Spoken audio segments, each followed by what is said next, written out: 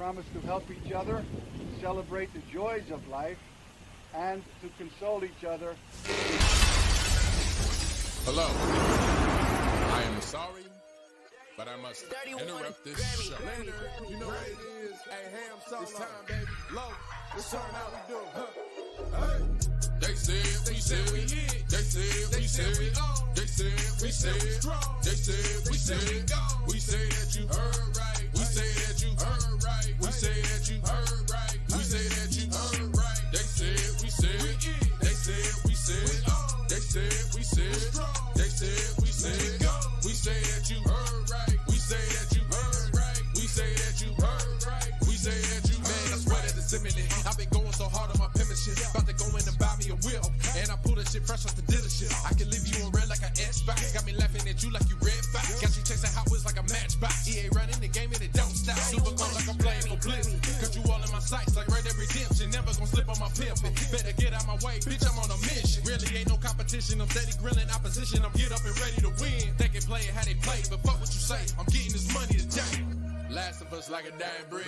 Down the ride like a noble steed. Fatality moves, I make it bleed. That's on any game, that's on any screen. Shut up and give me your money. They said we so lit. Even if I take an L, we coming back just to show that we don't quit. They said we hit. They said we said we on. They said we said we strong. They said we said go. Yo, welcome back to another episode of I guess this is a lowdown this time, since we're here on Wednesday, the 23rd of October, kicking it. Don't have Loke with us today. He is dealing with some election stuff in his home state or province, whichever one you want to call it. So substituting in, standing at 30 feet tall, we have Matt likes game. Not quite. Couple feet off. Couple stories down. Couple stories. Yeah, almost close though. But yeah, appreciate you for having me. No, thanks for coming through, man. I appreciate the short notice move. I'm sure Loke kind of hit you up, kind of like I did the other week. So You sure did. I really appreciate you being flexible and willing to hop on. And I'll just kind of give you the floor because you have your own announcement for your own channel. So because I know a lot of the people that are here sometimes go over to your channel as well. So Yeah, might as well kind of let them know. So not only what have you been playing, but what's kind of cracking for the day. okay. So first up, I want to say there won't be a show tonight at 8 p.m. and we'll be back next week, and that is because I'm a Cavs fan, fortunately or unfortunately, and the Cavs have their season opener tonight. So I'll be watching that instead. But just keeping on the channel for a second, and then I'll go into what I've been playing. I'm going to be focusing, it's funny to say, as I say, that there's no podcast tonight, but I'm going to be focusing a lot more on their channel. I feel like, I think I've talked to you off show about it, Am. I kind of slacked off since about April on my channel. And I don't like that feeling. So I'm going to start putting a little bit more effort in my channel, especially to round out the year, because I'm not going to hit my goals this year for my channel because I slacked off. So I want to get that stuff corrected. No, so I feel you. Me neither. Expect more stuff. I didn't work my super channel. hard like I did the past couple of years. Exactly. I don't know, man. I don't know what got into me. Like March, April, I just kind of flatlined on my channel. But I'll be back. What's cracking? I'm sorry to interrupt. No, you're good. You're good. That I haven't seen them in a Rob the Don. What's cracking? Good to see you. But anyways, continue on. But yeah, expect more content over on the channel. As for what I've been playing, dude, I mean, oh man, I just beat again Cyberpunk. And this was like a task. Dude, again, no spoilers. I'm not gonna do any spoilers here. Ham, I remember you saying the other night we were in the chat, you got the bad ending or whatever, and it made you feel some type of way. Yep. After that DLC, I'm interested to see where you go because, dude, I got one of the worst endings. Like, it was really well done. Like, it made you care a lot. It devastated you. I got probably the worst ending I've ever seen in a video game. Like, like, dude, everything about the game was ruined. Everything. Literally everything. There was not a single good outcome that happened on my told you, ending. bro. I told you if Jackie could see me now, he would be disappointed. Dude, if Jackie could have seen me at the end of that, he'd have spit on me and kicked me in the chest. He'd have said, "I don't fucking know this guy. This guy's a bum." But dude, yeah, like it was a really well done ending, for sure. Like the writing, obviously fantastic. Pretty emotional ending. I do want to go back and get the good ending after the DLC, so I'll do that sometime. But in the meantime, I'm waiting for Call of Duty, Black Ops 6, and then also Dragon Age at the very end of this month. And in the meantime, while I'm doing that, I am playing some Witcher 3. Just kind of doing some side quests and stuff. I don't think I'm going to beat that game again before Dragon Age, so I'm just kind of messing around on it right now. But that's what I've been playing. I need to get back to Metaphor, but I'm trying not to, because I know if I get into Metaphor, I'm absolutely not going to beat that before Dragon Age. So I kind of want to do Dragon Age, and then once I'm done with that, have something in between after when I'm done Stalker 2 and Avowed in February that I can. That's Indiana Jones, bud.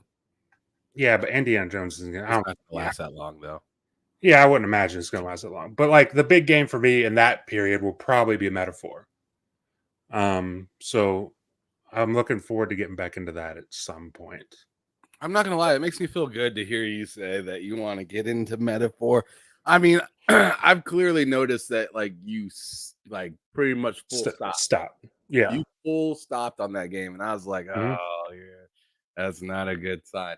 But then again, you gave a good excuse as of for it. Like you're like, hey, well, I'm not gonna beat this before Stalker, and I know a few other things that I could beat before Stalker. So let me get this out of the way because you don't you don't know how long Stalker is, right? Exactly. And like they can tell you how long it's gonna be, but the difficulty in that game could change everything. Yeah. Right. So it could be fast for some and fucking days or months for others, or it could just turn out to be something that you're not even trying to beat. You're just trying to do everything around the area. So, Exactly. So it just kind of depends on how that game goes. You know, obviously Flight Sim comes out, but that's kind of a touch and go game for us, or at least for me, it is. Like I like to play it, but I'm never like involved in it like I am with the RPG. I'm usually like I touch that game and I'm out. Now come back and touch that game again some other time, right? Yeah. But Call of Duty is also going to be coming out here in just 2 days. So there's going to be Exactly. that. There's going to be that kind of going on, like, and so I kind of see why you're kind of holding on to something like Metaphor, because then you can kind of like get through a couple other of these small things and then focus on the large things, which is probably going to be Stalker, and it's also going to be Dragon Age, and it's also going to be Metaphor. So it's like you got a constant buffet going on after some of these short games kind of get nixed out of the way. Exactly. You already know Call of Duty is not going to be very long. But I kind of did it the other way around for myself. So as for what I've been playing as of lately, you're seeing it on the screen. I am so much further than what you're seeing right now. Like, what's this thing showing? Like, what level is it showing? 18? Yeah. Oh, yeah. I'm level 54 right now in Metaphor. Damn. This is a throwback. I'm about this is a deep throwback right now. Shout out to Vic up in here as well. Ron Slusher, good to see you. Vincent Vega, the Gina, Ray Chi. What's cracking, you guys? Make sure you guys hit that like button if you haven't already. Share this out if you got a Twitter, if you want to. You don't have to, but you know your boy appreciates it. Shout out to Rob the Don as well. Again, he said he's playing Banishers right now, which is a great game. I still haven't beat that game. God damn, I forgot about Banisher. Right. Because me and you game share. We're like in the family thing with Mike and everything, so we're able to kind of play games off of each other and whatnot. But Banishers, I got pretty far into that game, and then I just full stop playing it. I forget what got in the way, but it was something very. I think it was Hellblade that might have gotten in the way, possibly. Could be. I don't know. But anyways, back to Metaphor. I'm playing the hell out of this game, loving the hell out of it. Like I said, I'm at level 54 right now. I can tell you that I am definitely in the I'm in the red zone of the video game right now. Like I'm about to score. It's like the game's about to be over, right? Gosh. It is. It felt like it was about to be over about 3 times before. But now it feels like it really is like I don't know what else could happen, right? Like I'm starting to hit the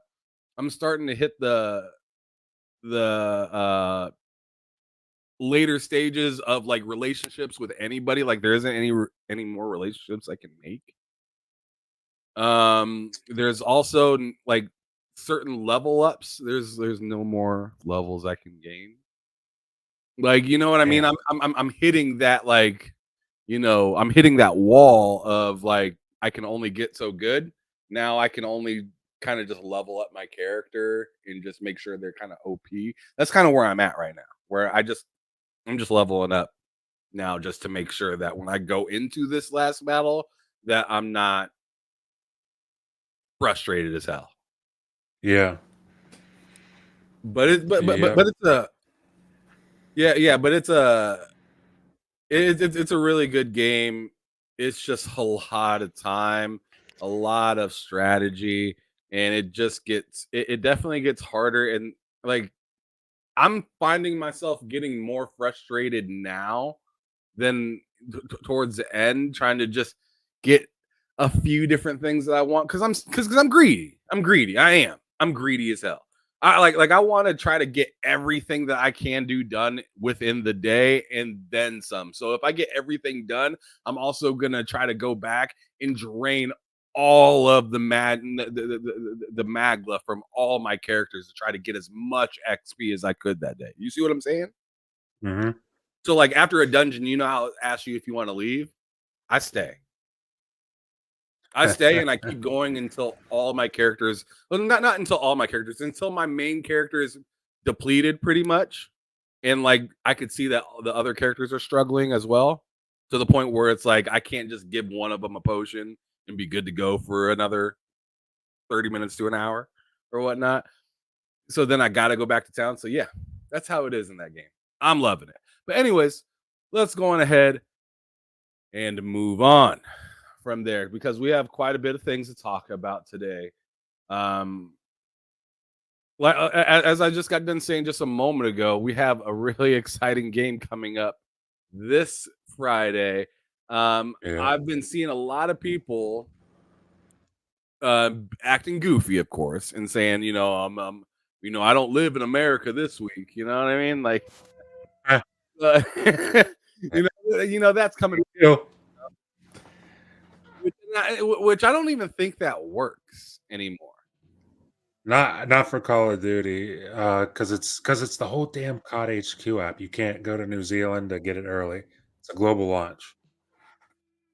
Yeah, so if it's a global launch, like I don't know why these people are, sailing to New Zealand. They'll find out. Yeah, they'll find out. They might, but like what? But if they do and they get in for somehow, some way, I tell you what, I'm not stressed. I'll wait. Oh yeah. I'll wait. I've never done that. Hours or whatever. I've done it one time and it just felt silly. It felt silly. Like I felt like an idiot after I did it. Like after I did it, I was just like, because now you got to switch it back, right?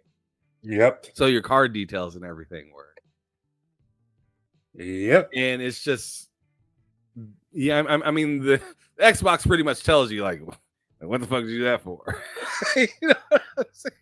So like it's Yeah, don't just do I don't see the point in doing it just to, like you're not gonna win any special prize for being there a little earlier. You're not gonna get a special XP that and everybody else gets that everybody else doesn't get or something like that. Like it's to me it's just pointless. Yeah. But Totally agree with anyways, that. as we see on the screen, the title of this article from IGN is Xbox Game Pass Wave 2 October 2024 lineup headlined by Call of Duty Black Ops 6, which Yeah. an obvious one there. But here are the games that are lined up to come through. So we got South Park Fractured Butthole that already came out. We also got Donut County, which is coming back. I remember that game. I think 100% in that game, just screwing around. It's an easy game just to kind of like, just screw around. If you're talking to some people, it's an easy game to play, kind of thing. The Mech Warrior 5 Clans.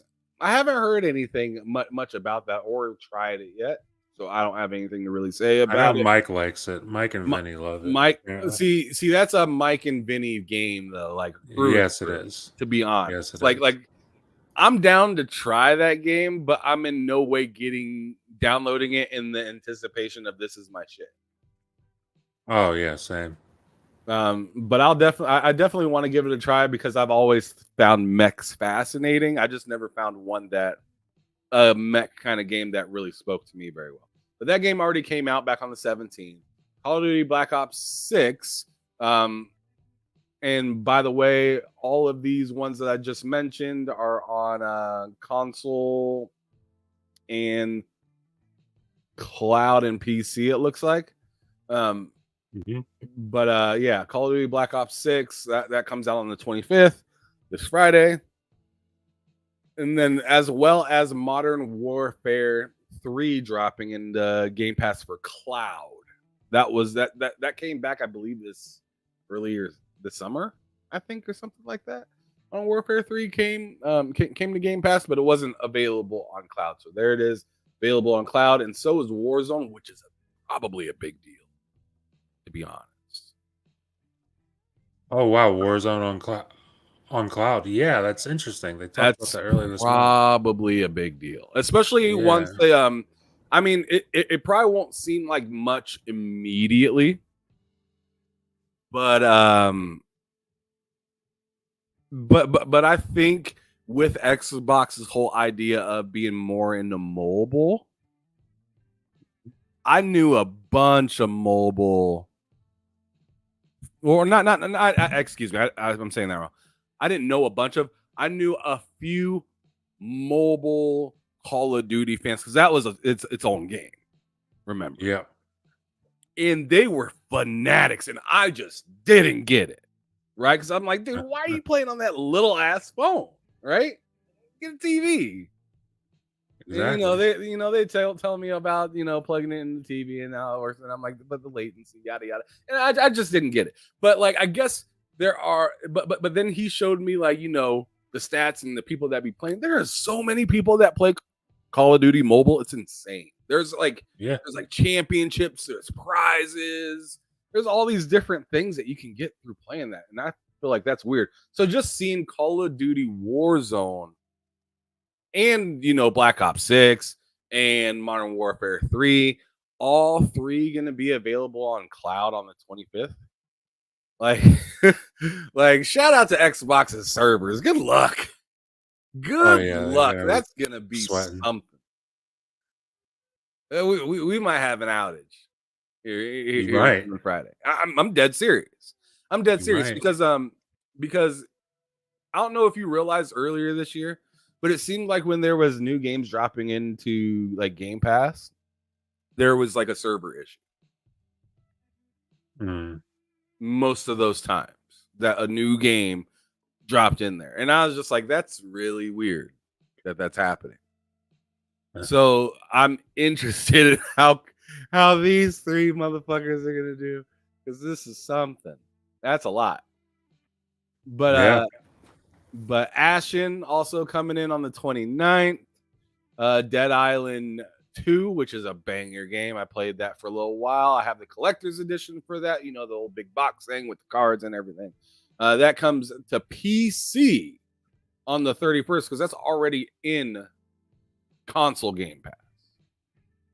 And then something that's not in console, that's only going to PC, is going to be StarCraft 1 and 2 Campaign Collection, both coming on November 5th.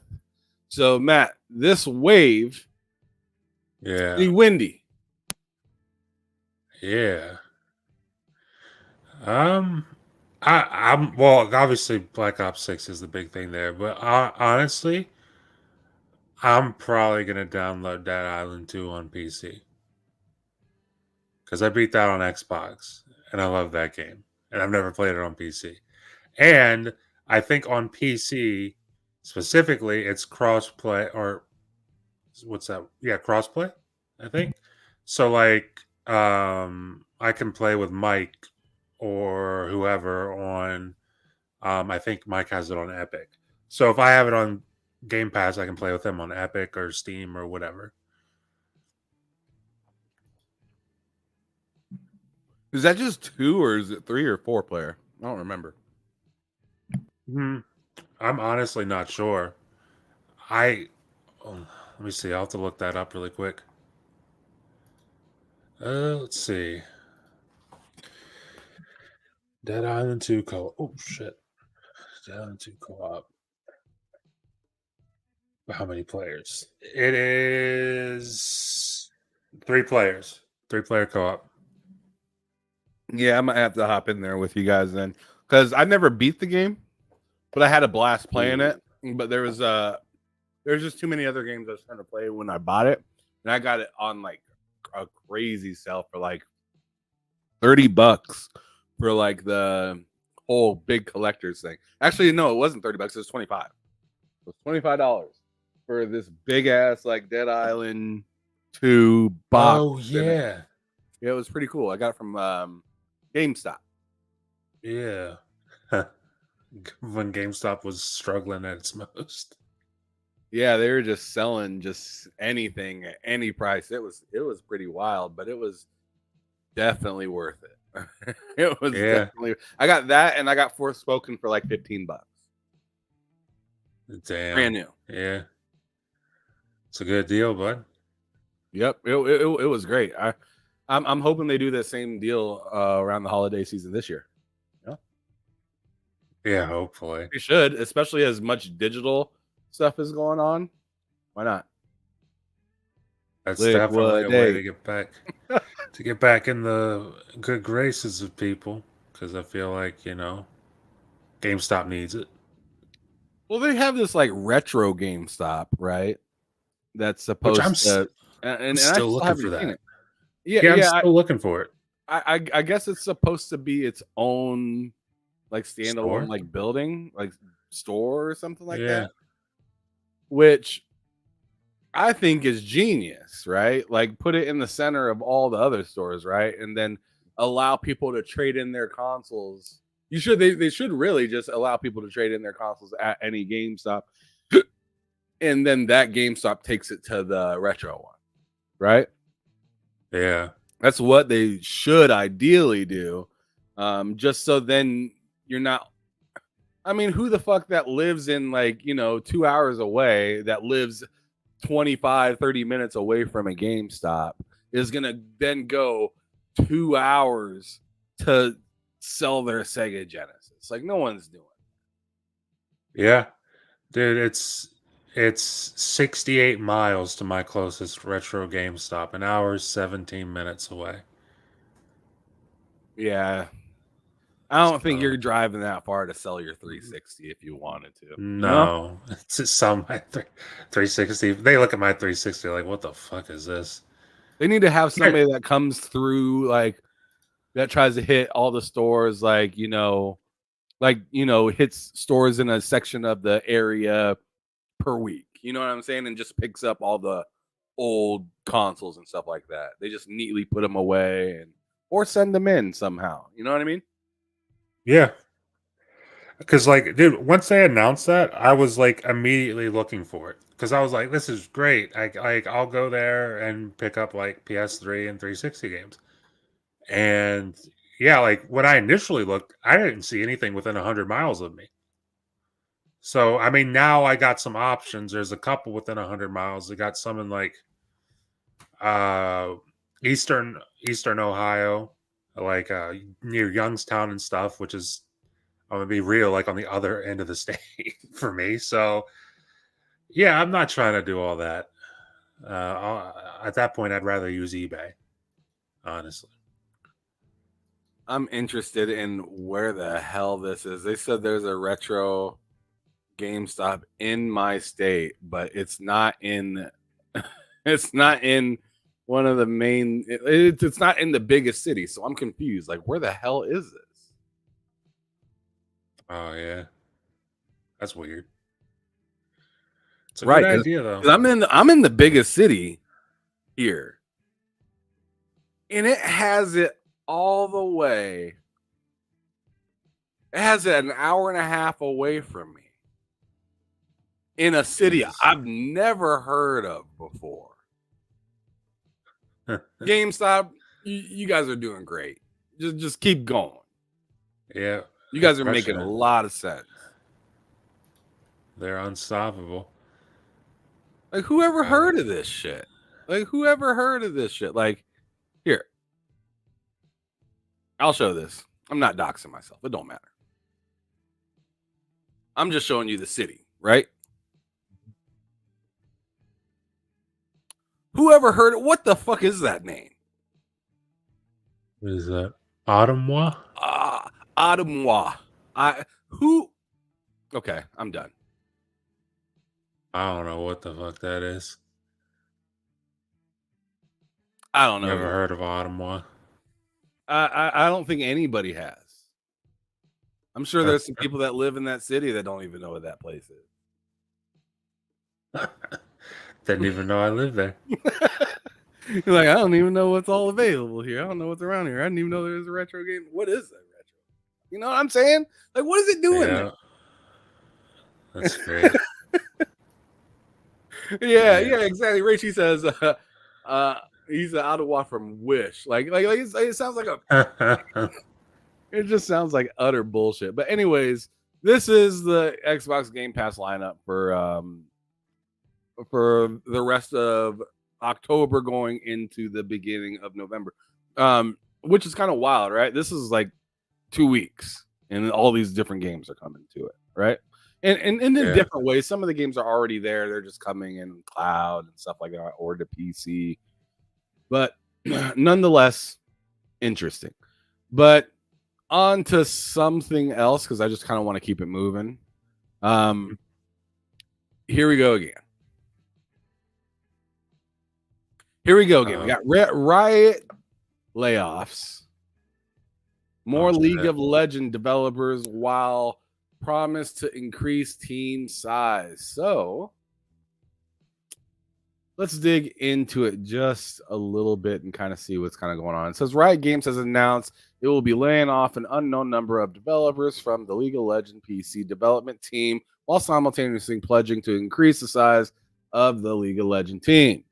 In a post to Twitter today, Riot Games co-founder Mark Merrill shared an update on how we're evolving League, in which he announced the layoffs, explaining that this isn't about reducing headcount to save money. Instead, of layoffs are apparently occurring so the company can make sure we have the right expertise. While team effectiveness is more important than team size, the league team will eventually be even larger than it is today. As we develop the next phase of League. I keep wanting to say the whole name of League. Merrill continued for rioters who are laid off. We're supporting them with severance packages that include a minimum of 6 months pay, annual bonuses, job placement assistance, health coverage, and more. Well, I mean, at least they're not just kicking them on the road and not giving shit. So there's that. Yeah, that's good. Yeah. It says Merrill continues his explanation in a follow-up post in which he said that the success of a development team is unrelated to its size. If we're solving the wrong problems, more resources won't fix it. It's about building smarter and healthier, not just bigger. So here's the post right here, pretty much saying all that. IGN has reached out to Riot Games for more clarification on the layoffs that are on these layoffs are occurring, how many roles were impacted, if any of these individuals are being considered for placement in roles as a part of the planned team expansion. A spokesperson confirmed that 27 employees were impacted across League of Legends development team and an additional 5 roles on Riot's publishing team. The spokesperson stated that those impacted would have the ability to use the company internal job board to apply for other roles at Riot, but declined to share anything else. So that's what you got right there. So the next paragraph kind of lists off something kind of interesting. Now that I'm kind of reading a little bit forward, I might as well just go ahead and finish the article because there's only 2 paragraphs left. So it says these layoffs come rather uncomfortable as League of Legends celebrates its 15th anniversary, which Merrill references briefly in the post, so that League continues to be great for another 15 years and beyond. They also come 9 months after Riot already laid off 530 individuals, roughly 11% of its staff, in an effort to cut costs after allegedly taking on too many big bets. Too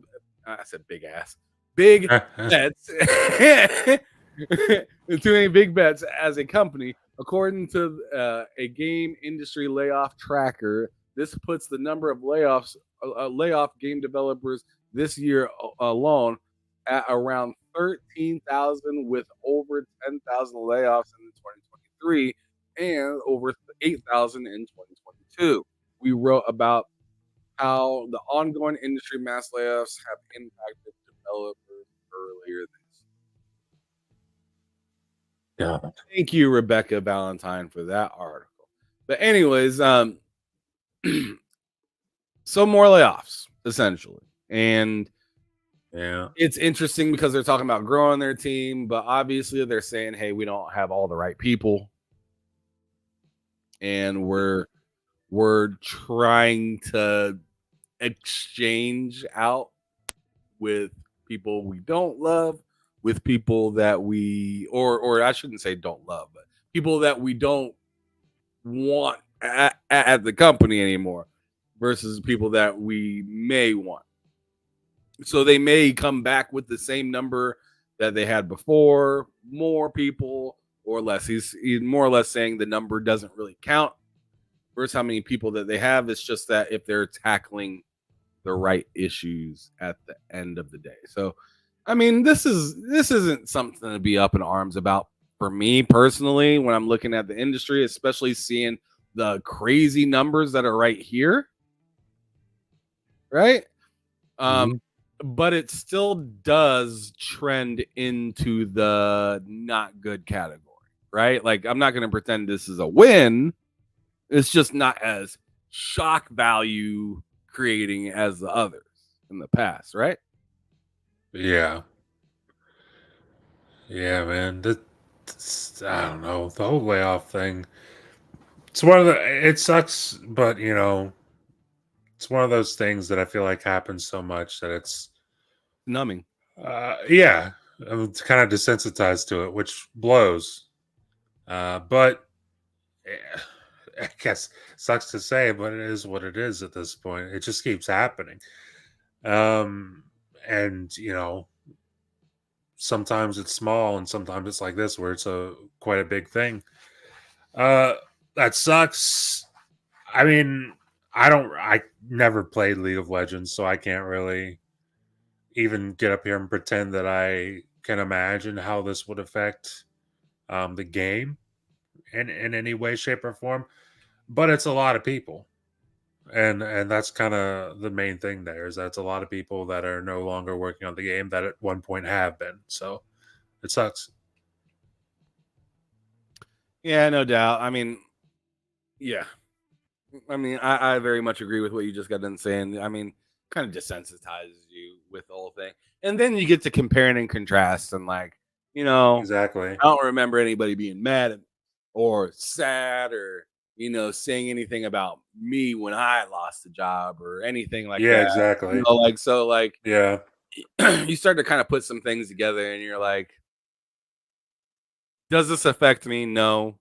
Mhm. Or maybe it does in a way of like you getting maybe your favorite person or developers on creating a game or something like that. Like we've lost much higher, much like a more household name developers in different in these different in within these different teams across the board. So whether it's at Sony, Xbox, less likely on the Nintendo side, but the third parties have definitely been going through a lot of this shit as well. Yeah. I mean, I'd even go as far as saying Nintendo too. It's just on a lighter scale. Because even they were talking about like, I feel like recently they were talking about having some layoffs there. I know that I think it's Bandai Namco right now Yep. is like having some like awkward shit going on there. Yep. As a matter of fact, I think I might have that topic here. Yeah, let's Can go I ahead. add? Can I Let's add go ahead. also Yeah, go ahead. the whole Netflix situation?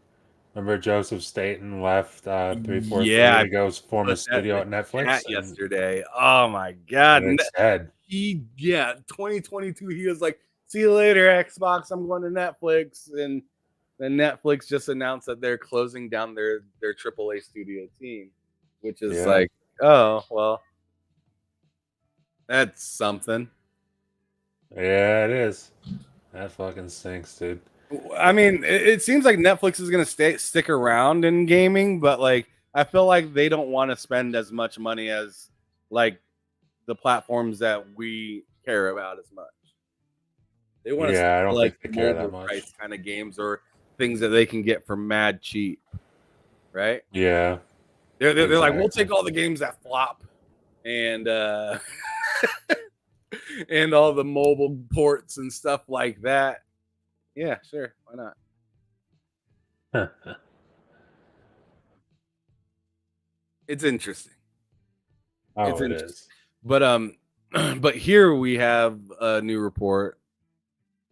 Or it's not really new. It's actually like about a week and a half old. But it shows that Bandai Namco reportedly sending staff to expulsion rooms, which is nuts, right? Like, what is this, high school?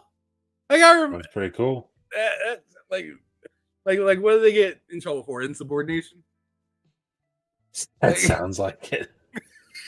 like what is this? It says where they have nothing to do after canceling multiple games, including mystery Nintendo project. So this is wild. So if none of you guys have heard about this, listen closely. This shit is weird, right? But I guess this is what some people do in other companies. I feel like if we did that here, we might do that here, to be honest. I think they said it was like something, or I saw some guy on Twitter say it, so who knows if it's true. But apparently that's just something they do in Japan, where it's like, hey, instead of just outright firing you, we're gonna put you in a room and you have nothing to do, and then eventually you'll just quit because you're not doing nothing. So it's like I saw that and I'm like, I don't know if that's true, but if that's true, then Jesus, that's kind of It's brutal. like torture. Yeah, it's twisted. Yeah. But anyways, it says here, Japanese game company Bandai Namco is reportedly sending staff to expulsion rooms where they have nothing to do after a number of projects were canceled, including one said to be for Nintendo. Bloomberg reported that Bandai Namco, which publishes the multi-million selling Elden Ring, Tekken 8, and most recently to the 3 million selling Dragon Ball Z Spark Zero, which that game looks fire.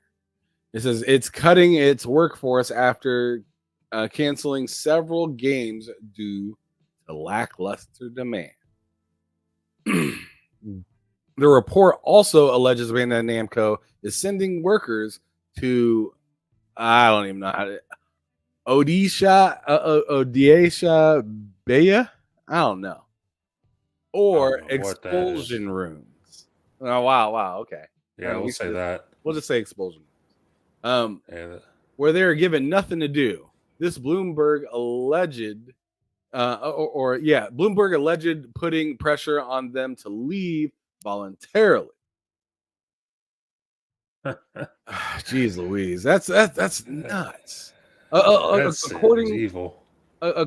to the site Bandai Namco Studio Incorporated, the video game development division of Bandai Namco has moved about 200 of its roughly 1,300 employees to expulsion. Holy shit! That's a lot of fucking people. They just got them locked in a We room. got 200 people just sitting in interrogation rooms. Hell yeah! Their shit. That sounds wild, man. Like I mean, that's insane. That's essentially what it is, right? Like you're sitting in an interrogation. Well, it seems like, yeah.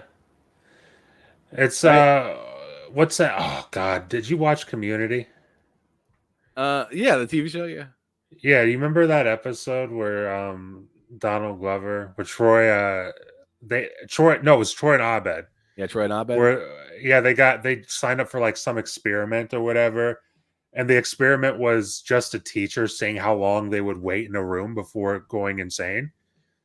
And Troy tapped out and had like a breakdown in like an hour, but Abed just sat there for like 2 days. Yeah, Abed was mad creepy, bro.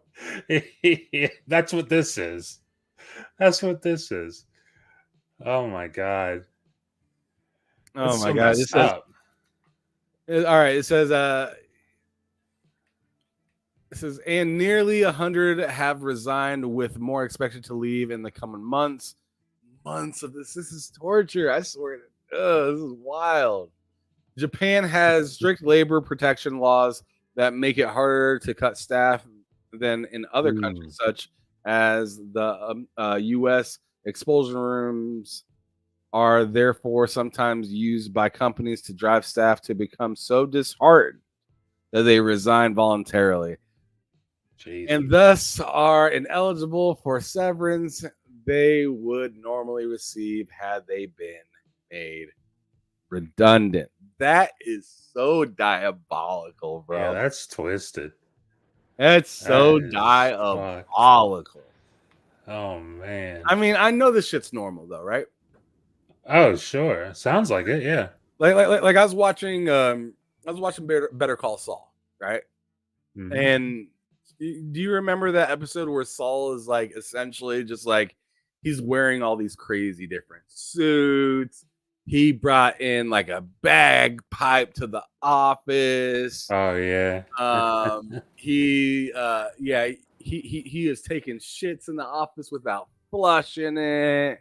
Like he was doing everything to get fired, and they just wouldn't do it, right? Because they didn't want to give him. They wanted him to leave, so then he would have to pay them back his bonus. Good. Right? But he figured out if he gets fired from there, he could keep his bonus. So that's what this kind of reminds me of, like a reverse version of that, right? Kind of. Yeah. Yeah. This is nuts. So I mean, I don't really feel like I need to read a whole lot more, bro. Like I'm all set on this one. This just sucks. It's terrible. Sucks. It's horrible, man. Like like I said, apparently, or like we just got done saying, like apparently it's a thing that happens often over in Japan, but like I've never heard of it. I've never heard of it, and that's like it sounds a little bit twisted. All right, let's check out this paragraph right here. Here's a quote. It says, "Our decision to discontinue games are based on a comprehensive assessment of the situation." Bandai Namco said, "Some employees may need to wait a certain amount of time before they are assigned to their next project. But we do move forward with assignments as new projects emerge. There is no organization like an like expulsion rooms at Bandai Namco designed to pressure people to leave voluntarily." Of course, they'll say that. Oh, so they're saying no, that doesn't exist. Yeah, That's they're like, yeah, we don't do that. that's crazy. See, because in the paragraph before it says in a statement given to Bloomberg, Bandai Namco denies pressuring staff to leave voluntarily, but did confirm the cancellation of its games in development and revealed some employees are now waiting to work on their next project. Like, why are they waiting? That's weird. They're not in expulsion rooms though, Ham. Don't worry about it. Don't worry about that. That's a myth. That's a rumor. Hearsay. Yeah, you're at the right show, Ty. Loke is under duress right now. So Oh, yeah. he is unable to make it to today's show. But yes, you are. I mean, how do you not know if you're in the right place? Look at the channel name. It's TSWS Gaming, bud. And I'm Luke 7. Are you in the right place? I mean, I don't know. Are you? I'm Luke 7 right now. Yep, he is Loke 7 right now. So, but here's something more exciting to talk about because I've been talking about some ass for a little bit now. It's not good ass. Let's go ahead and move on to Dragon Age. So Veilguard does not have any third-party DRM, including Nuvo. Yeah, Matt, buddy. go ahead and tee off on this a little bit. That's pretty dope because I'm getting Dragon Age on Xbox. First, I'm doing that, but that makes me also, I mean, at some point, I don't know when, makes me want to buy that on PC because there's not many games that do that, and I feel like especially for EA, EA has a certain reputation. You would never expect EA to do that, but here they are. Here they are. No third-party DRM. That's fantastic. I think I saw one of the developers talking about it. Like when you buy our game, you own it. It's yours. Like there's no online check-in. You don't have to ping into the network to let people know that you own that game. That is your game. You have the file. You take it with you wherever you go. So that's pretty damn sick. Like that's a really good thing, honestly. And I haven't seen too many. I know it was news, but I didn't see too many people talk about it the way I thought I would, honestly, because that's awesome. No, it really is. Let me go ahead and read a little bit of this article, just kind of give us all a little bit of clarity while we're here. I mean, the title kind of says it all, but anyways, it says Dragon Age of Veilguard does not have a third-party DRM of any kind, including Denuvo. BioWare has announced. In a blog post, the EA-owned studio said its upcoming fantasy role-playing game lacks digital rights management, DRM, on any platform. I don't think a lot of people knew what that meant, but there you go. Which is sure to go down as well with PC gamers, which is what Matt is referring to. But the lack of DRM has a knocked on has the knock on effect of preventing BioWare from offering a preload period for PC players. Instead of Dragon Age, the Veilguard will be downloadable and playable on launch day, 9 a.m. Pacific, yada yada yada, October 31st on PC. There is a preload period on consoles. However, Series S and X preload is already available.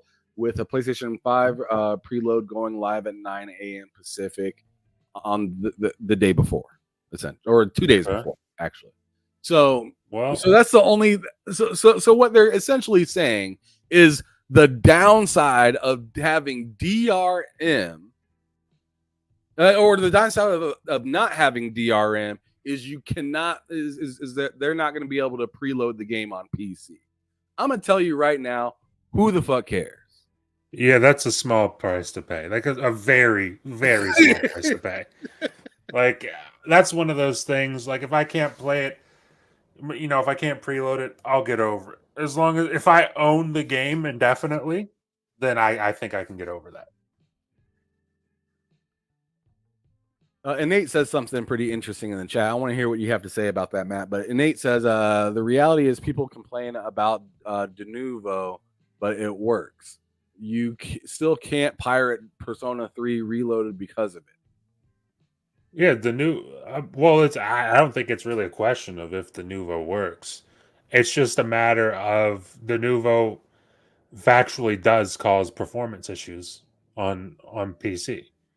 So it's one of those things like yeah, it works. I mean, then it's there for a reason and they use it for a reason because it works. Like there's no question of it whether or not it works. It's just the fact of like there are definitely trade-offs of using DRM, specifically Denuvo, because Denuvo is, if I'm not mistaken, Denuvo is the one that everybody gets up in arms about because it causes the most problems for PC gamers. So yeah, I definitely agree with Innate. It definitely does work, and there's there's definitely a reason many publishers and developers use it all the time. And man, I love being able to go back and forth with the chat, talking to them and seeing what they think, what they have to say, and stuff like that. Instead of just just looking at them as just another comment on the board and whatnot. I like what Ty says right here. This in particular, he says EA are being more consumer friendly a bit here, which I 100% agree with. He says I think it's just to make sure that they've done everything to ensure the game is a success. Good on them. People better support good games and good firms. Yes, absolutely. I 100% agree with what he just said. Definitely. Right? Because it's just like when we get these opportunities, right? Like I seen in particular the way Atlas hooked up Xbox with the Play Anywhere because it's their game. Atlas doesn't have to do that. Sega don't have to do that. Mm-hmm. But they said, hey, Play Anywhere, right? I'm not going to sit and wait around for Game Pass. I'm going to go buy it. I'm going to go buy it because they're supporting me in all these different ways. So I want that to keep happening. I got to pay. I got to. Yeah. So like, I mean, that's just a small example, but like, yeah, I 100% agree with what Ty is saying right there. Banger. But let's actually go back to the article real quick before I go back to the chat because they're actually bringing up Denuvo right now, and I think it's kind of relevant because Nate, you were just talking about it, and they mentioned it lightly in this article. So it says Denuvo is a controversial system used by video game developers and publishers to stem the tide of video game piracy by, they hope, pushing back these release of cracked versions of their games by sometimes weeks, maybe months, in some cases indefinitely. From a publisher's perspective, Denuvo helps to prevent lost sales and revenue it might have received if those who pirate a video game at launch would have otherwise bought it. I'm going to stop right there real quick. Yeah. What we've seen is people or publishers or developers that make great games have great sales. Yeah. So with that being said, just make a good game and it will sell.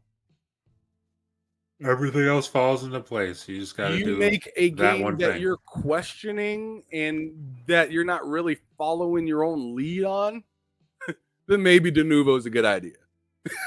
You know what I mean? Because you don't even bet on this game, so why should we? Yeah. I feel like that's how a lot of people are looking at it, right? Oh, you're using de novo? Well, I bet this game ain't gonna be that great. You know what I'm saying? Yeah, dude. In And fact, I'm 100% sure there's plenty of games that have de novo that are phenomenal games, right? But it's just like storefronts, right? When something is exclusive to Epic, people will bitch and moan that it's not on Steam and they just won't buy it. oh god, Alan Wake 2. Get over it and buy the game. I'm sorry, Ham. Go ahead. You know what I'm saying, though, right? Yeah, 100%. So a thing like, oh, you got to log into PlayStation on your PC. Not buying it. Oh, you got to log into Epic. Not buying it. Oh, you got this easy anti-cheat. Not buying it. You know what I'm saying? Like people, people are fickle. They are. And it's understandable in some ways because it's just like, especially when it comes to ownership, right? Bro, you're asking me to shell out over half a mil, not a million, over half $100, over half $100. Yeah. You're asking me to shell out. Yeah. And then there's a possibility that it could just go away. Exactly. Yeah. That it could just go away. A whole ass game, right? Like Ubisoft's game. What was that game? The driving game. The first one. Oh, The Crew. The Crew. First Gone. Crew, yeah. Yep, it's dead. Can't buy it. Can't play it. Isn't Ubisoft in some trouble for that right now, though? Oof. I don't know if they're in trouble. Like, by some people or something like that. I didn't hear about that. I know that they're definitely in trouble in terms of like the fan reception of that decision. The fans hate that. I didn't know that they were getting sued. If that's a thing, then yeah, that's not good. Yeah, I'm actually kind of interested. I might look that up. Actually, you know what? I'm gonna look that up real quick. You know what I did just now, Am, is you can download Dragon Age Veilguard. The Crew offline. Oh, okay. I hear what you just said. The Crew offline. I'm gonna see if there's a lawsuit. Oof. The Crew 2 $1 promo got Ubi goodwill. Yeah, they were selling the Crew right 2 there. for There $1. it is. So there's a lawsuit. Threatened with class action lawsuit after shutting down online services for popular game. And I think the key thing they're kind of missing around, but because this was back in January. Sure, yeah. So who knows if that's still a thing? But like, I think the key thing they're missing there is, they said after shutting down online services for a popular game, fine, lots of games lose online service. Halo, the original Halo games, remember those lost online service recently? I can still play Halo. I could still boot it up and play the original Halo 3 on my Xbox 360. I can't play the multiplayer because there's no online service, but I can still play the campaign. I can still do custom games with my friends if they're over. The Crew, the entire game was online. You can't even boot that game up. It's dead. You cannot play it in any way, shape, or form anymore. That's the terrible thing there. And then from this happening, this transpired because of it.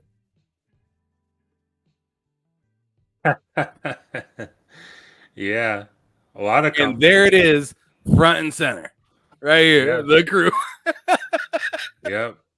The culprit. There. This is what they should call it. They should get the Crew out of there and call it the culprit. That's what it is, dude. I mean, even Steam recently came out and said, "Yo, we gotta just let you guys know you're buying the game. You don't own it. Yeah, You're as buying a matter of license." fact, I forgot. Me and Loke actually looked up Oh boy. No. Skip that version. What the fuck? Leave me alone. It's meta shit. I need to delete it. I'm tired of it. It's always trying to do shit. I never use my damn headset. It's not that I don't like it. I just don't have a need for it really right now. I might try it again when the new flight sim comes out. But I don't know. There you go. But anyways, yeah, didn't they have some sort of new kind of saying when you try to buy something? Okay, God, I forget the like quote. add to cart. Let's see, view my cart. Oh, okay. Now it just says instead of purchase. Here, I'll put it on the screen so other people can see it. Right? So It says give money instead. yeah, instead of purchase, it now just says continue to payment. That's good. That's very slick. Oh wait. Let me see. So Ooh. I'm just gonna be careful, right? The whole Arcane collection for $50. Oh my god. Everybody buy it. Everyone. Buy it now. All right, Holy so shit. let's go to cart. Continue to payment. Okay, like so obviously you guys can't see that. And this has the wrong card on here anyways. Yeah. So anyway, so yeah, so it's just like it's not saying purchase anymore, though. Nope. That's Anywhere gone. because it used to be riddled everywhere, pretty much like purchase it, buy it, buy now. Damn. This shit ain't yours no more, bruh. Damn, man. That's something. That is. Also saw Fallout 4 Game of the Year edition in there. Buy it. Matt, relax. I'm cutting promos for Xbox, man. I mean, I can clearly hear that, buddy. I can clearly hear that. But anyways, so that's the kind of shit going down right now with the whole with that thing. But the good thing, like I said, back here, no DRM. Yes. No de novo. Fantastic. It's just yours. Something that you don't get that often. And yeah, it's just something that you don't get that often. Like flat out on the front of the case of what was it called? Star Wars Outlaws. It was like internet. Yeah, you need internet. You need it. And I'll tell you what. As single player as it can be. Yeah, not an ounce of multiplayer in that game. So for this whole thing, like no DRM, no de novo, that in and of itself, like obviously, again, the game needs to be great. If the game's great, then everyone's happy. But that just in and of itself is something that's going to net points for PC gamers. Like that already gets them like a good score. Or close to a good score, just not having a new rule. That's how much that means to PC gamers. Is like, oh, you don't have the Nuvo? Well, you already did something right. Like you're already off to a good start. You just need to stick the landing now, and then you're really good.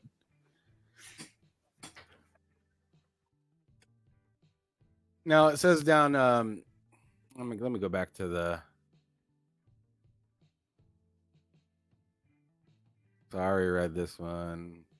We are all criminals. It says how de novo is often criticized by PC gamers for potentially affecting video game performances and even reducing the lifespan of a solid state. Holy shit! Yeah, it's not good for your drives.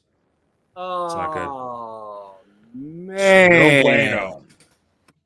That's what I'm saying, dude. This just in and of itself this shit is cancer. It's going to be a big deal for PC gamers. Just this by itself.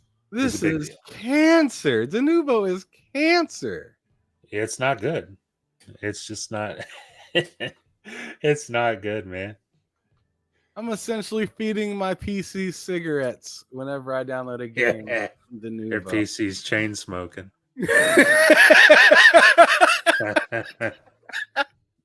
Oh man, this is dude. Denuvo has repeatedly denied the claims. In 2021, the tech experts at Digital Foundry found the pirate version of Resident Evil Village actually improved performance. Capcom later patched the game. Tragic, man. That's not good. BioWare has been on something of a charm with PC gamers for the next Dragon Age. In July, it announced Dragon Age the Veilguard is Steam native, which means the EA app is not required to play the game on Valve's platform. That is a big W right there as well. Yes, it is. The EA app stinks. That is, oh man. Okay, but is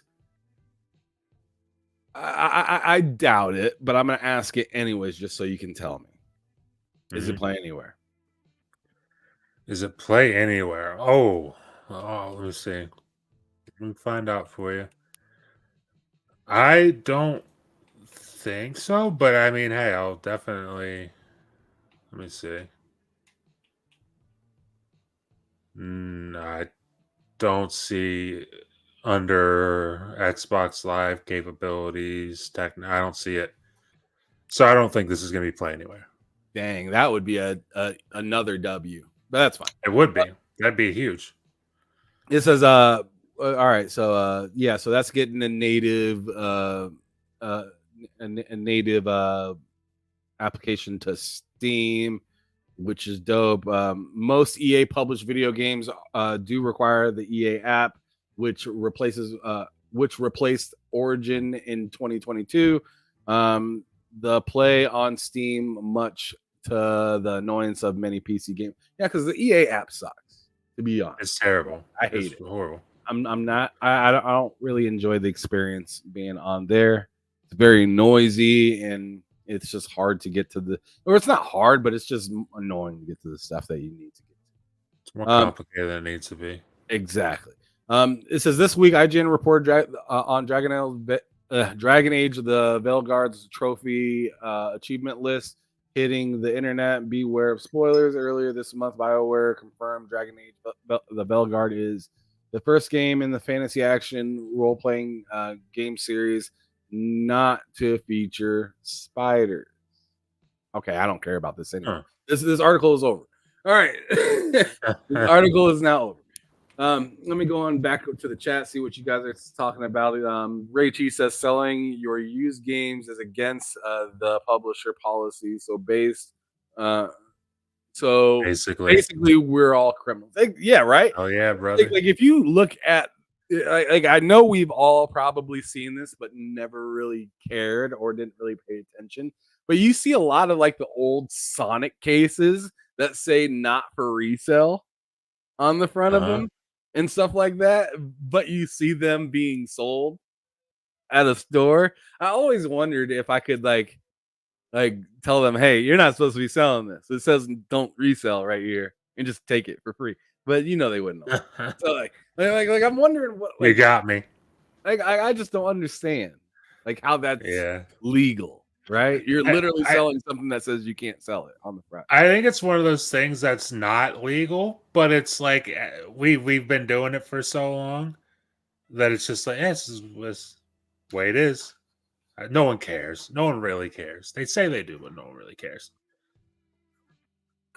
Ray Chi heard about the Denuvo thing and said time to uninstall Black Myth Wukong. Damn. Does Black Myth Wukong have Denuvo? I'm pretty sure it has DRM. I mean, most games do. It's incredibly rare that games don't have DRM, so I'll assume it does. Shout out to Sour Blow. He says, Ham, I got questions. I played Soccer 1 so long ago, I don't fully remember a lot of things. Okay, well, shoot. Ask away. If you have any particular question, I mean, I very recently played that game. The things I could tell you for face value without you asking anything is, yes, it is very hard. If you remember back when you played it, you probably got your shit rocked a little bit. It doesn't I in the old soccer because I'm not sure how they're gonna do the map system in the new one, but in the old one, it wasn't that it was hard to find your way around, but sometimes it was kind of like to me. Sometimes it was like almost like you didn't really understand where they were taking you. Yeah. Because and plus on top of it, there was like no fast travel system, which I'm assuming is probably going to be the same in this new one, right? Like, how would you? Yeah, probably. I mean, unless they have like a vehicle that you can get in somehow. They already said no vehicles. All right. Well, No if there's no vehicles. vehicles, then there's Yeah. probably not going to be any fast traveling in this game. I bet that's going to bum a lot of people out Oh yeah, I'm sure. because you're going to be having to run through them goddamn weeds. It's a tough game. Do not waste not a bullet. Yeah. You gotta really conserve what you got on there. Be smart with it. It to me, it's like it's almost like a first person Souls military game, kind of Soul shooter. Yeah, it's difficult like that. It was definitely difficult like that. Like I'm not calling Stalker 2 a Souls game. I'm not doing Yeah, that. yeah. But I'm just saying, like, in the respect of difficulty, you're not just gonna walk in front of a crowd of people and just let them know without having some sort of a plan or getting fucked up in the process. Yep. You die quick on that game. Like even like on just normal, what they call it, regular or normal, whatever their difficulty is, just on the regular difficulty, you die quick. Like those bullets kill you, pretty damn quick. And like bleeding matters in that game. Exactly. Bleeding matters. Like, you better bandage up your shit. Yep. It's a tough game, but dude, it's fun. It's pretty damn fun. Once you're actually into it, it's pretty damn fun. It's also pretty damn scary, to be honest. It can be. Like, It can be. It's like a find your way through to success, but always look over your shoulder kind of game. Mm-hmm. Right? It's difficult. So, like, not only are you like trying not to get killed from the bullets of people, right? But there's also like environmental things that will kill you in the game. So walking into like something that has a lot of radiation or a lot of like lightning or electricity, I should say. Yeah. And like those things will kill you. Sometimes you can drag your enemies towards that kind of stuff. They have dogs in that game that, yes, you gotta put a bullet on. Yep. And it's sad at first.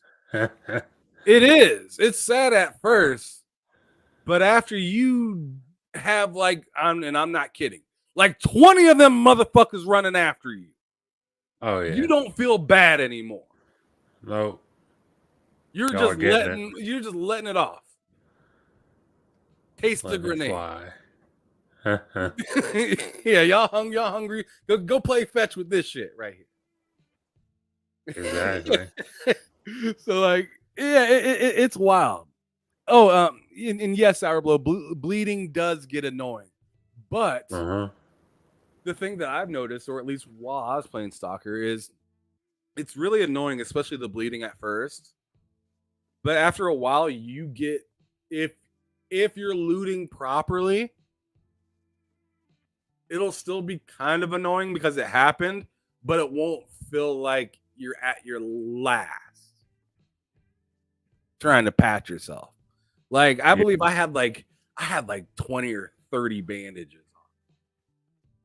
And Yep. pretty much everybody you kill has bandage. Damn near. Yeah, definitely. That's how I was playing. I got a lot of bandages. The all the harder time. part was finding was finding health. Like Yeah, actual those are- health instead of just like food. Because the food barely gives you any health. But the actual med packs give you a shit ton. Yeah, man. The game Resource management. the game really transforms and you start to feel like a badass once you get the right set of armor and you finally get a decent attachment for a gun. Then you start to feel like a goddamn force to be reckoned with. Like, I didn't feel like a force to be reckoned with in the first Stalker for about 4 or 5 hours into that game. Like, I felt like everything I was just kind of doing and running for my life. Run for my life. And then eventually it was like, all right, I got decent enough armor. I can kind of hang out. All right, now I got enough ammo. I can kind of go a little further in some of these weird ass areas.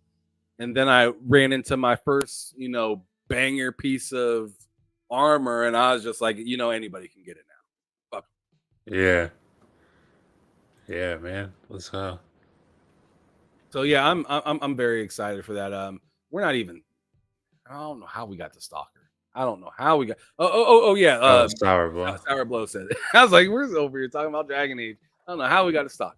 Shout out to Sour Blow for bringing it up though. Stalker is a tough game. It's fun, but it's fun in a very abusive kind of way. If that, I mean, it doesn't make sense, but it does. But it will when you play it. Yeah. Mm-hmm. It sure will. I'm trying to see if we have anything left to talk about today. Matt, I gotta ask you if you have anything that you want to bring up. That's tough, dude. That you don't have your own. That's tough, dude, because I was looking yesterday for like news, and there's just not a whole bunch, at least not like, I guess like, there's the new Xbox headset, the Alan Wake 2 Lake House DLC came out. I'm excited about that. I played a little bit of that. I got some news. I just remembered. Go for it. Ubisoft is in a bad spot right now, y'all. Oh, what'd they do? Prince of Persia Lost Crown team reportedly disbanded by Ubisoft. God damn. Did not reach sales expectations. A sequel was proposed, but did not get green lit. Dude, Ubisoft is so stupid. What were the sales expectations for their Prince of Persia roguelike? Side-scrolling roguelike. Why did I say roguelike? Yeah, their Prince of Persia Metroidvania. What was their expectations? Yeah, Metroid. Yeah, I don't know why I said roguelike. Yeah, I just repeated what you said. You side-scrolling, yeah. Side-scrolling Metroidvania. Yeah, absolutely. It's just like, I can't fathom what your expectations were that it didn't meet those expectations. The game was a success. I mean, it was loved by the people who played it. I mean, I guess this is one of those things where Ubisoft needs to get their expectations in check, honestly. Because if they were expecting to release this and it sell like 5 million, even 5 million, even probably even 3 million. Shit, if they were expecting that, no. Dude, it's not gonna happen. It says a lot because look at this. Like I'm gonna pull this up real quick. And I'm saying this as somebody who bought Prince of Persia: The Lost Crown, and I enjoyed what I played of it, but like it's just not. That's a niche genre, a really niche genre, and it's a game that people really weren't asking for. People like want Prince of Persia back in the way that it was on the 360. They don't want like old school side-scrolling Prince of Persia. As much as some people might want that, that's not what most people want. Ubisoft niche. isn't built the same like Capcom. No, they're not. Capcom over here, Devil May Cry 5. A game that is not a Metroidvania. It's a third-person game. A game that has history, just like a Prince of Persia game. Not as long, not even as long as Persia's history. Prince of Persia's history goes even further back than Devil May Cry's. Yeah, definitely does. In Capcom, I believe it was 2022. Celebrated 5 million units being sold. You want to know how much I paid for Devil May Cry 5 before this surpassed 5 million sales? What's that? Like $10. Yeah, I got it on sale. Super cheap. They did what they could. Capcom did what they could to get it to surpass that milestone. Yep. I don't feel like Ubisoft has that same energy. No, they don't. And that's the confusing bit is like, dude, like I said, man, if that didn't meet your expectations, I don't know what your expectations were, quite frankly. And you should probably adjust them for future reference. Because if that's the way y'all operating, then a lot of studios are going to die at Ubisoft. A whole lot. With the exception of Assassin's Creed is safe because Assassin's Creed always sells. I'm trying to think what else. They make another game too, and I can't think of what it is. I can't think of what. Okay, whatever. But there's certain studios that'll be fine. But this small team making a small Prince of Persia game, those people are in trouble. If that's your expectations. Yeah, I don't get it. Like you disbanded this team that made an objectively good game. Yep. Meanwhile, I mean, where is Star Wars Outlaws? Yeah, they're going to kill the team. Let's talk about that team. Because at least Prince of Persia, whether you love it or not, I see Ray Chi in here saying we want Prince of Persia, not Killmonger from Team. That's crazy. like I see what he's saying. Hey, this isn't the guy I remember. Yeah. Right. But still, you look at Star Wars Outlaws and you look at this game and you could easily say Prince of Persia had, in my opinion, more purpose. It played properly. It did almost everything that it was supposed to do right. Was it the right time to drop the game? Now that's questionable. Yeah, that's because I mean, you see this, and then you see Tales of Kenzera, and they both didn't really perform right. Maybe that's more on the idea of maybe people aren't really dying to play a Metroidvania, to be honest. Yeah, that's like the equivalent of releasing how they did Titanfall, in between Battlefield 1 and COD World War II. Obviously on a different scale, but it's releasing one Metroidvania at any given time is a risk, let alone releasing it right next to another one. It's just you're kind of setting yourself up for a bad outcome if you're trying to hit targets. My whole thing is not that it's just a Metroidvania because I don't think you can say, hey, this genre of video games can't succeed. I don't think that's realistic, right? Mm-hmm. I feel like more or less it's the formula in which they made this Metrovania.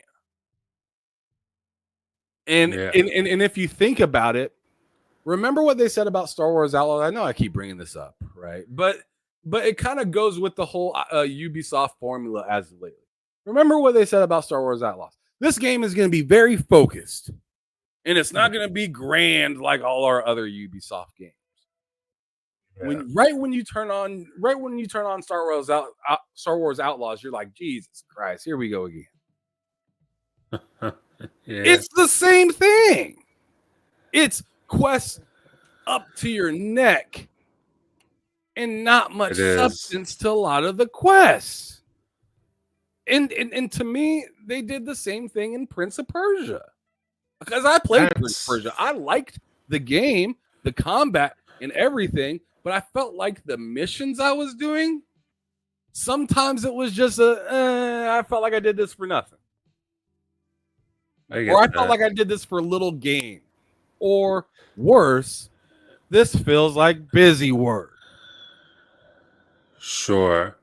And I'll speak because I haven't played Prince of Persia in a while, but recently playing Star Wars Outlaws, I'll speak on that and the whole formula.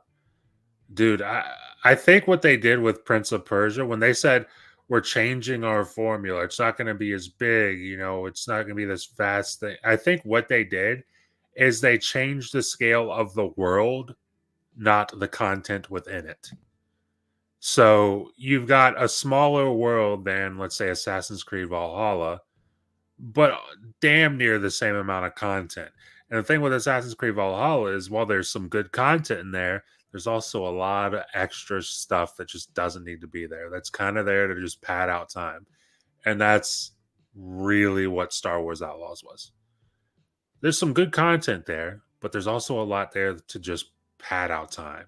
And in the meantime, they made the world around the content smaller. So it's just, I don't know. It's not, if that's their formula change, that's not a good formula change to me. I hear you, dude. Oh, man.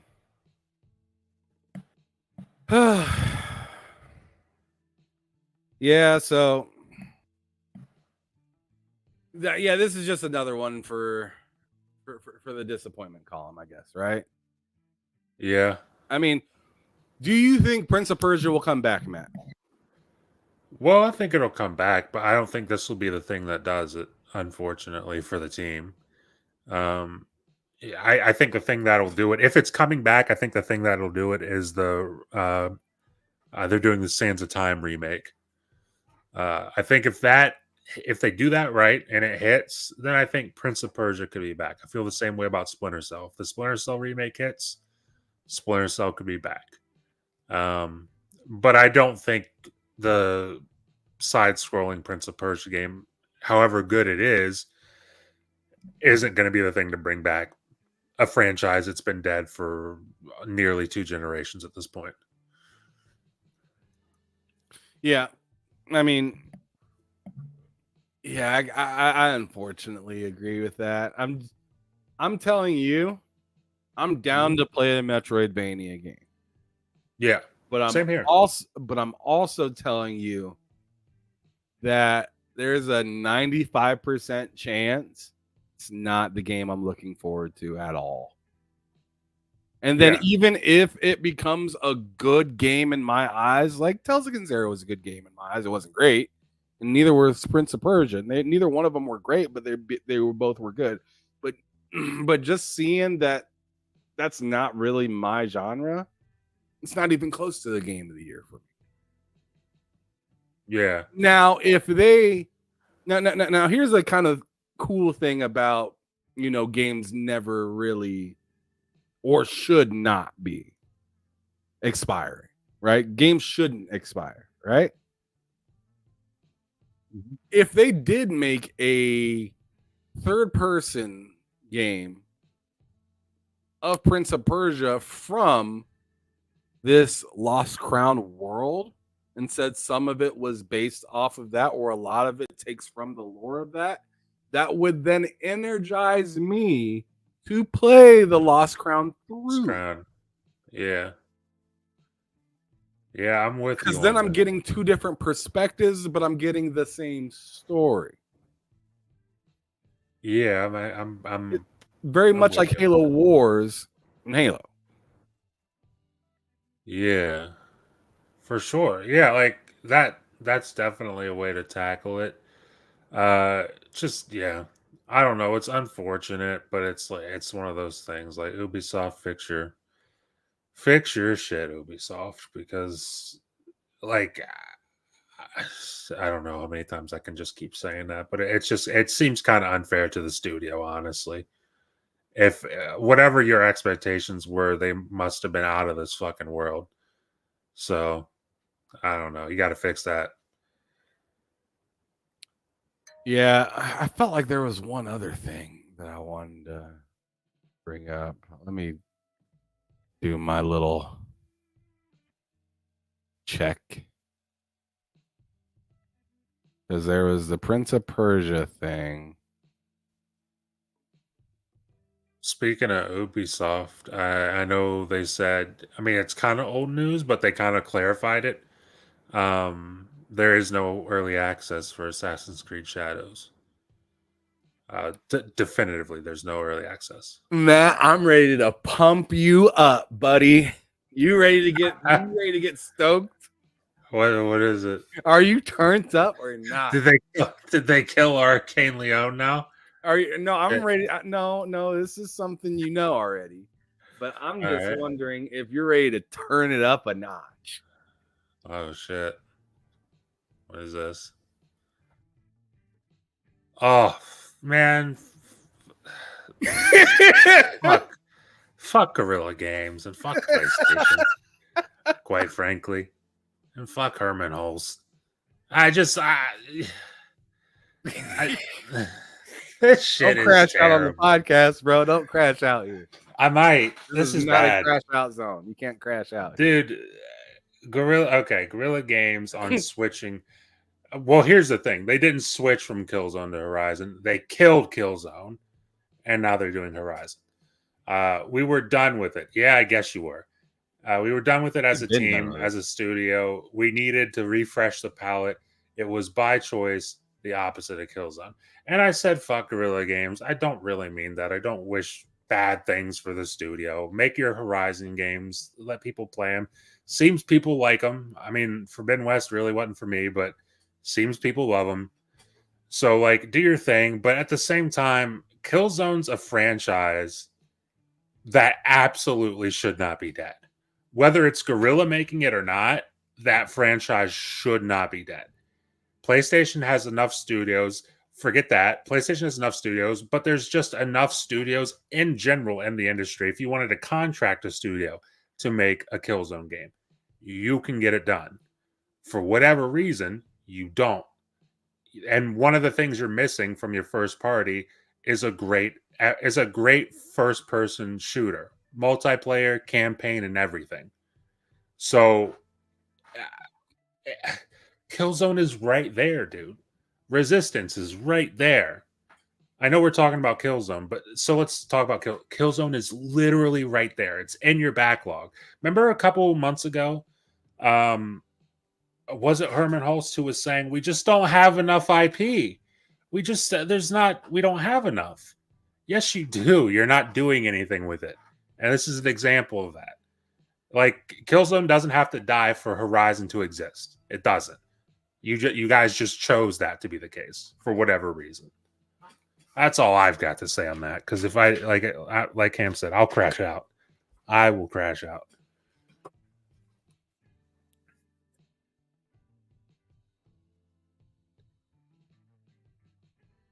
You good there, Ham? I'm honestly just laughing. Yeah. I love Rachie in the chat right here. Aloy murdered Killzone with her terrible personality. just bored it to death. Oh God. Oh my goodness, this is great. This is the best topic of the day for me right here. Because it's just like I'm really interested in, like, are they really flipping that many chips over there for Aloy? Is Aloy really getting that money like that? I didn't know she was nice like that. Well, apparently, because it's like, I know there's that whole thing of like, Forbidden West sales. Can you trust them because they bundled it in with the PS5 and kind of boosted it? But it's like, even before that, Horizon Zero Dawn sold well. And like, as much as I don't like Forbidden West, I can't really argue with the numbers. If it's selling, it's selling, and people love it. You go on Twitter all the time, and there's people I interact with on Twitter who like Horizon Forbidden West is my favorite game, and I'm just like, dude, I can't stomach that game. I beat that game entirely out of spite, just so I could have an actual opinion on it. Just so when someone says, "Oh, you're just hating on it," I can go, "No, check my fucking profile. I got the trophy. I beat it. Trust me." But like, it's besides the point. It's just I hated that game. A lot of people seem to love it. So many people love it. Same with Zero Dawn. I liked Zero Dawn actually, but so many people love it. And you compare that to Killzone's last showing, which was, or I think it launched with the PS4, Shadowfall, which was a solid game, but it just wasn't. It was a pretty big drop off from Killzone 3. And I feel like, the big focus for PlayStation last gen, they went heavily away from that kind of game, and they went more towards a game like Horizon. And I guess according to Guerrilla and Herman Hulst at this point, we're so far removed from those type of games that they don't even want to think about Killzone, which is disappointing because it's like, dude, that's something your fans want. Like Killzone is like one of the reasons that and Uncharted, and then eventually Resistance were the reasons I really got into PlayStation. Like I had a PS2 like everybody, but like it wasn't until the PS3 where I was fully in on PlayStation. When I played Uncharted 1 and Killzone 2 and 3, then I was in. But like I don't know. It just seems like a no-brainer to have somebody working on Killzone. But according to this and what Herman Hulst has been saying over the past couple months, years, however long, it doesn't sound like anybody's working on that franchise anytime soon. Sadly. No, no, and it feels like in my opinion, honestly, that Sony has never really been a company that handled any type of multiplayer game very well. Like, Yeah. like any type, like they are okay with third party multiplayer games. Yeah, definitely. Even like like second party multiplayer games. Yeah. But like they're cool with having somebody else take care of that thing, but them as their own like own PlayStation studio itself, they've never really had to deal with what it's like to fully immerse yourself in owning a multiplayer experience and seeing it through to where it's continued to live and prosper till today. You see what I'm saying? Like, Yeah. you look at the Xbox history, Halo from the jump, from the original Xbox, has had the same and grown and shrunk and regrown and then shrunk again. And in whichever way you want to put it, its community since its inception of its main console. Yeah. You can exclude the PlayStation 1, sure, but the PlayStation 2 had internet. Yes, it did. And there has not been a game from the PlayStation 2 era to have lasted all the way to now and has been multiplayer supported for generation upon generation upon generation. Yeah. And So like they don't have, I feel it's weird. I mean, they're very much known as like, what's up, Hazardor? I see you in the chat. Thanks for showing up. Uh, Yo. they like I see that they are known, as just being a box that plays video games, Yeah. right? And that's awesome because that's kind of the fucking point, Yeah. right? But like, as for communities, they only have single player communities. Yeah. Yeah. They have single player communities and they're very strong on their single players as if they were like a movie. And that's not a bad thing. That's a good thing, right? Because that's Yes. something that Xbox has clearly lacked, right? Yes. And that's what a lot of people have talked about with Xbox. Like these two things that I'm talking about are not new. I'm not trying to bring them up as if they're new. Yeah. I'm just kind of like, it just kind of blows me away to this day that we're still seeing both of these companies fight so hard for something that they just can't get right. Yeah.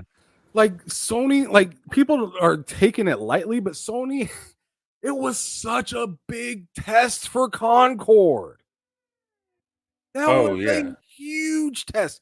You benched Last of Us. You benched Spider-Man. You benched the TV show that just came out, Twisted Metal, that came all the way back from your OG days. That's probably one of the few games that you can say from generation to generation for a while there, because they cut off Twisted Metal. But there was there was a time where Twisted Metal was gaining some traction. Twisted Metal Black had online. Yeah. Imagine if they would have kept it going to, like, dude. But they just like Xbox abandons all these single player games in studios and shit like that. Sony is doing the same thing with their fucking multiplayer. Yeah. And in my opinion, it extra sucks for Sony a little bit. I mean, it sucks for Microsoft because you're clearly not winning because of your strategy right now, right? So Microsoft, you just go sit in the fucking corner while I talk to PlayStation real quick, right? like what I'm just kind of saying is, like, PlayStation, like, you're a smaller business that's doing so good single player wise. Imagine if you had the right multiplayer or multiplayers. If Sony was in the same position right now that Microsoft was in, they had the same consoles but had all the multiplayers and stuff like that, like all the same console sales, but had the multiplayer, and it was kind of equal. They both had the same amount of, like, multiplayer. Microsoft would never catch up. Never. Yeah. Never catch. If Call of Duty was on PlayStation, forget about it. Oh, yeah. Bye. Dude. But don't worry, Ham, because we'll get a Horizon live service game. So there you go. There's the answer. There's your answer, Ham. You get a Horizon live service game that apparently people want for some reason. Dude, that's just so stupid. I mean, I don't think. I mean, a Horizon game that would, a Horizon multiplayer, I'm not going to sit here and say it's going to be terrible, right? I will. I'm here to tell you that I'm not really dying for it at all. Like, it doesn't, like it sounds like it could be kind of fun, right? But it doesn't sound like something I'd stick with very long, right? I don't see how it'd be much more than, like, I don't know. I'm more of like, if you were to sit me down and say, hey, you got Horizon or you got Helldivers, I'm choosing Helldivers like 10 out of 10. Yeah, it's not close. It's not, and that's without me even like playing it. The game could come out and be 8 or 9 out of 10, and I'm telling y'all, just based off of like the kind of stuff that I like to see in video games, Horizon doesn't have that. They don't have the big explosions. They don't have guns or anything. It feels futuristic, but I don't get any of the futuristic shit. I get all of the fucking primitive shit. That's what it kind of seems like. Yeah. Like I get to watch everybody else drive, but I gotta walk.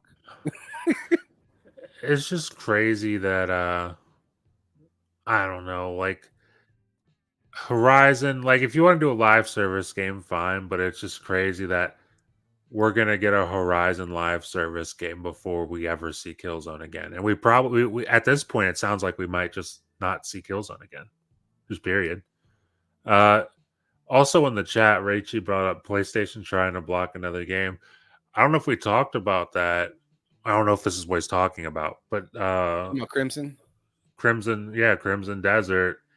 PlayStation tried to buy exclusivity for that, and God bless the devs on that team because they said no, and good for them, honestly. And they gave their reasoning as like, yo, we'll make more money with our game everywhere, which is, I mean, a fact. Just take a look at Square Enix and Final Fantasy and everything. They didn't make too much money with 16 and even Rebirth, I think. But, you know, is what it is. Good for the devs, though. See, I'm gonna read off what Hazardor says right here. I want to read off this comment, and I want to throw on my own answer to his comment. Not saying that he's asking for an answer. I'm just throwing out one. Okay. So it says, so Hazardor Gaming says the problem with today is these platforms are playing it safe. No one wants to take risks anymore. Sony's stuck on PS4 IPs for PS5.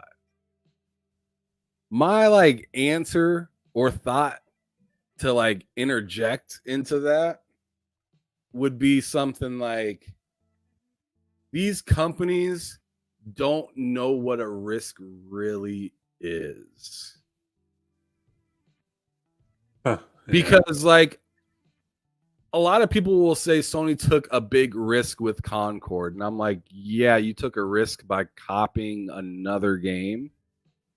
Yeah, that's not a risk.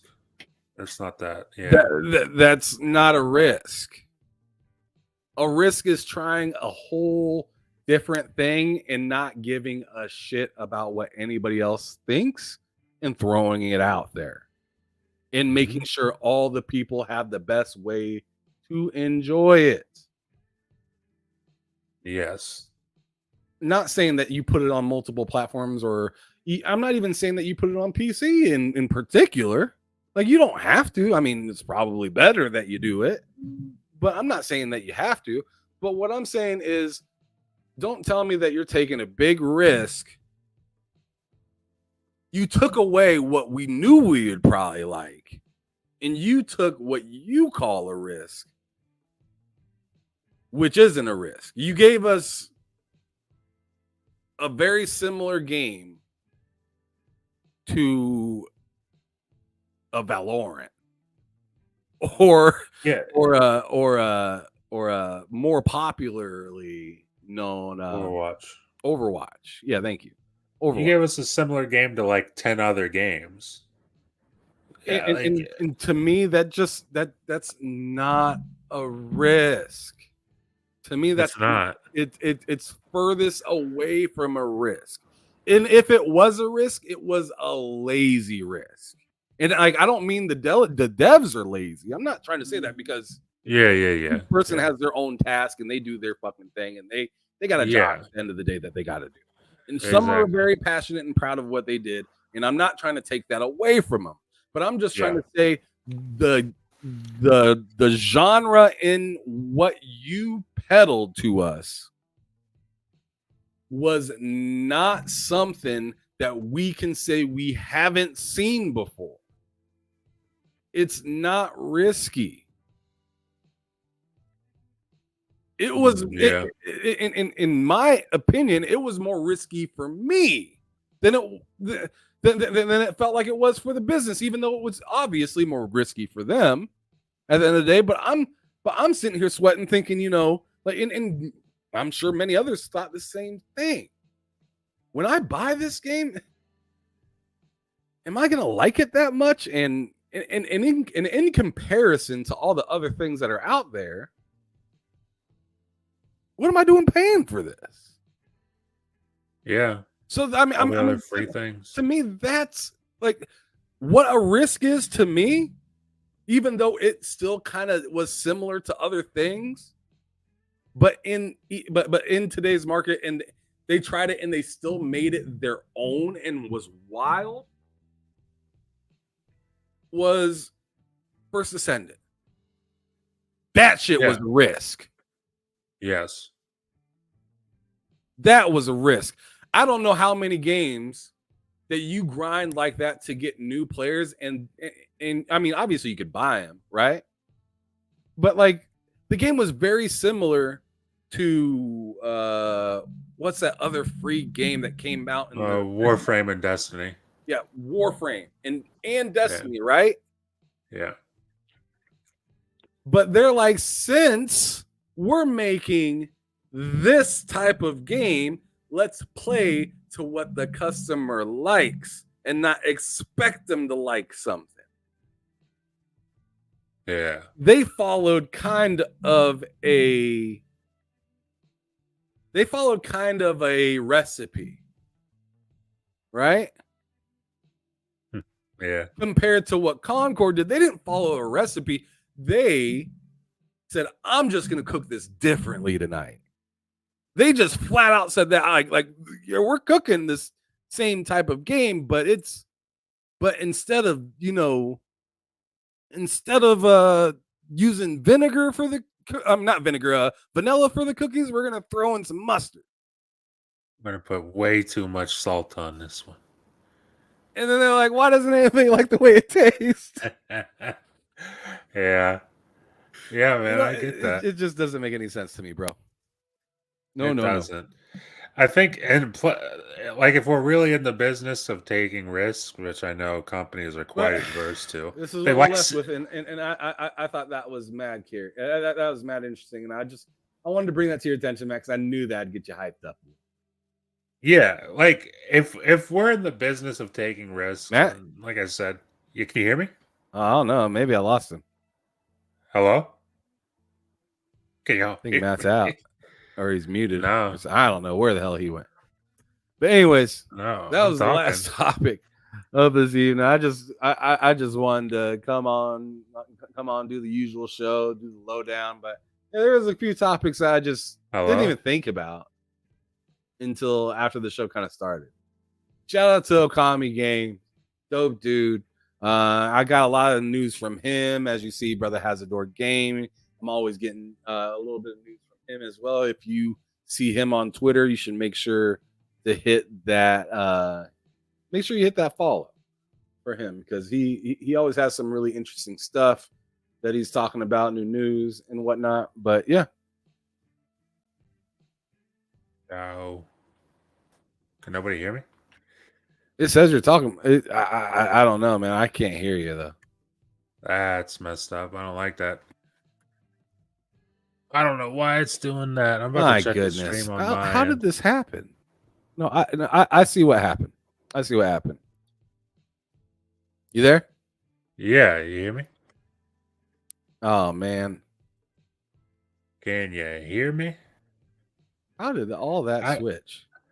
I can hear it on the stream. I can definitely hear myself on the stream. Yeah, I hear you. What's up? Oh no. What's going on? Anyways, I'm gonna go ahead and get out of here because my shit's all fucked up right now. I don't know what's going on. But y'all have a good rest of the evening. Matt, you should check out his channel, Matt Likes Games, on YouTube. Here tonight, he's not having the show, but he'll be back with more videos in the upcoming in the upcoming future. I believe on Friday is his next video, and then as well as he'll be having his show, the L3R3 podcast on Mondays. Okay. That's at 8:00. And then on Wednesdays, he has the 2-player podcast with me on his channel, Matt Likes Games. and that's at 8:00 as well, I believe. Yes. So yeah, just go on ahead, check us out over there. But as well as you can check us out here. We'll be back on Friday with another episode of Bullsitting. Me, Loke, Cozy Beluga, Matt Likes Games, and possibly a guest or two or whatnot. But thanks everybody for showing up. Make sure you hit that like button if you haven't already. Share this thing out if you can. We'd really appreciate that. Trying to grow, trying to do the best that we can. Anyways, we'll talk to y'all later. Y'all have a wonderful rest of the night. Peace. See ya. Oh man. They said